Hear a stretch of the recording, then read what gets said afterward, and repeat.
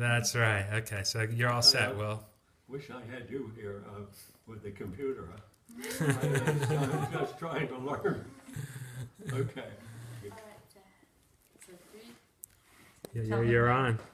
I am? Yeah, Daddy, go for it. No, that's okay. So, hello, my name is Will Deems Fry, and I'm here interviewing Eric Bransby, a famous Coloradan muralist during the time of the Federal Art Project. So, what was your experience like with the Federal Art Project? Oh, it was, well, you know, it was a great chance for me to get to do a first mural. And it was at a time when I was in my senior year, actually. Some people wonder how I got on it, but I was in my senior year, and I was working around a lot of other artists, professional ones. And so it was a very thrilling experience, yes. Cool. It was painted in egg tempera, and for a high school in Kansas City. Wow, that's really cool. What influence did the Federal Art Project have on your career as an artist? Well, the first time to paint a mural Yeah. just taught me a lot about mural making, of course. And again, it was a great thrill, and I learned from the other people that were on the project. And I could get married at the same time. Okay. Did you ever meet Holger Cahill, or did you know anything about him? He was the director of the Federal Art Project. No, Cahill, yeah. Yeah. No, I did not meet him. I was aware of the man who got Roosevelt to. Yeah. And I knew his artwork out here, but I didn't meet him either. I did go to, my daughter taught at Noble and Greeno in the Boston suburbs, and I did a kind of a traveling tour with the fresco materials, and I did a little fresco at the school where Robinson and he were located. Cool. Did the Federal Art Project help you become a better artist? Well, yeah, I would say so. Yeah, I would say so. You so many experiences all through your life. They all kind of add up, and that was important for me. Yeah. And it's very Benton-esque, and people sometimes confuse it with Benton's actual work because he was a very forceful teacher.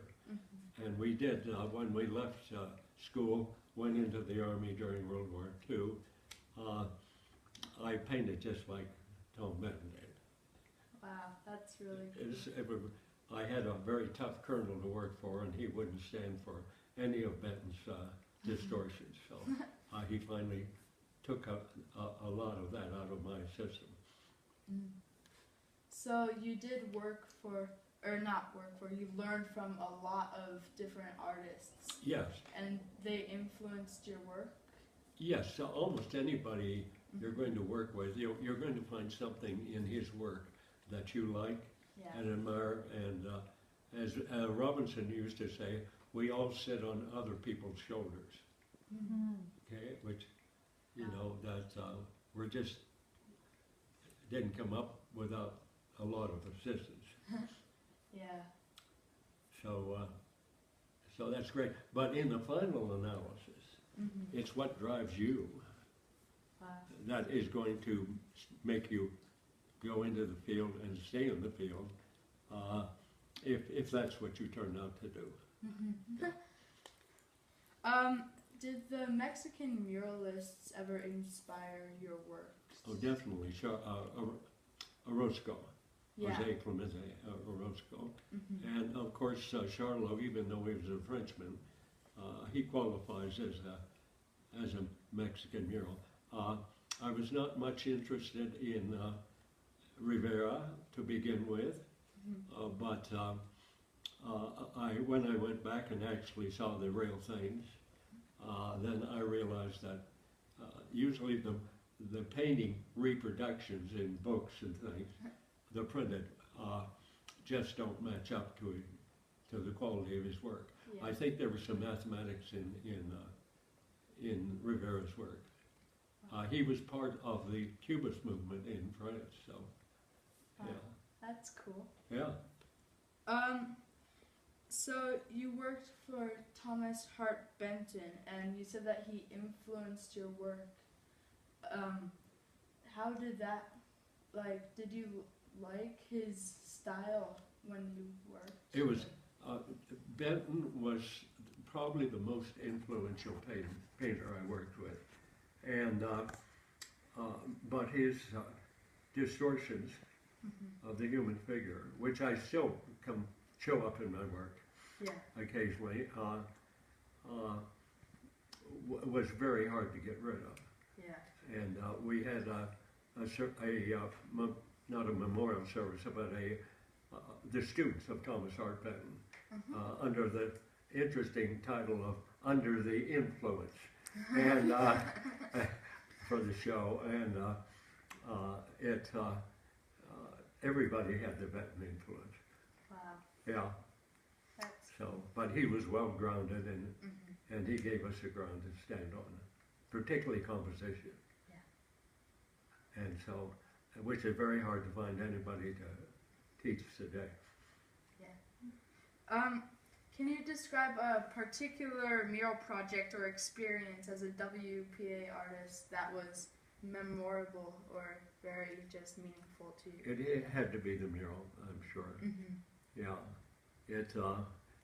I can show you an image of it, or maybe you've seen it. I don't know. And it's extremely Benton-esque. Which one is that? Well, this is for the school in Kansas City, high school, and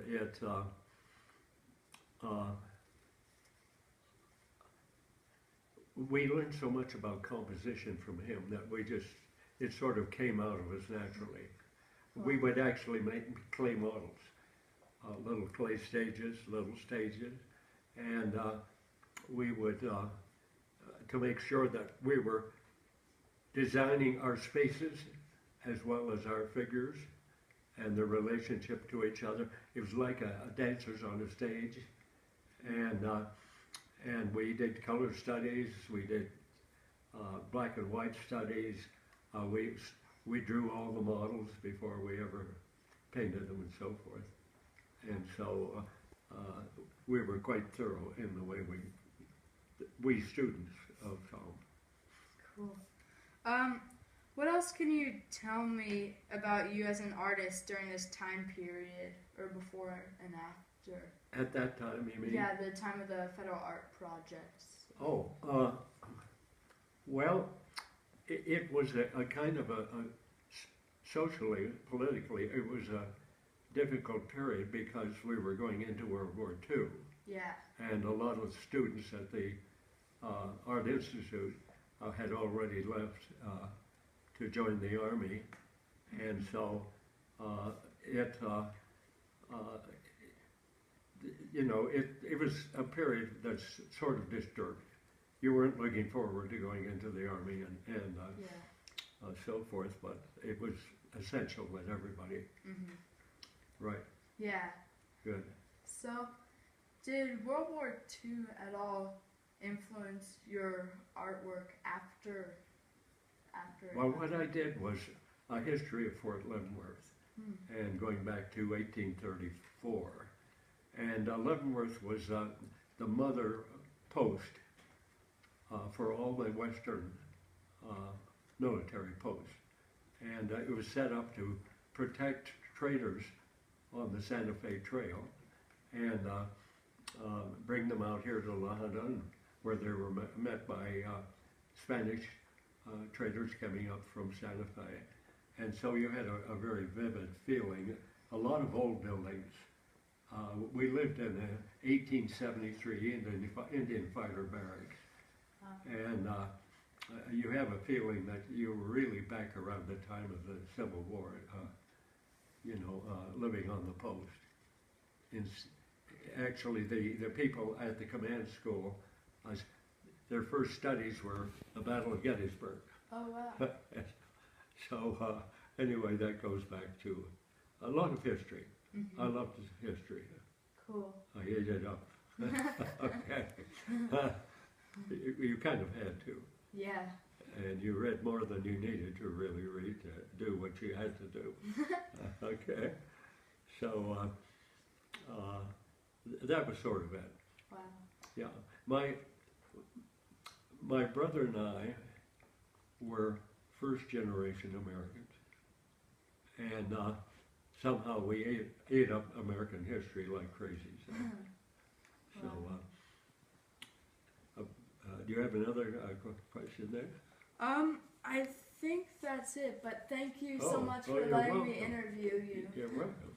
Thank you.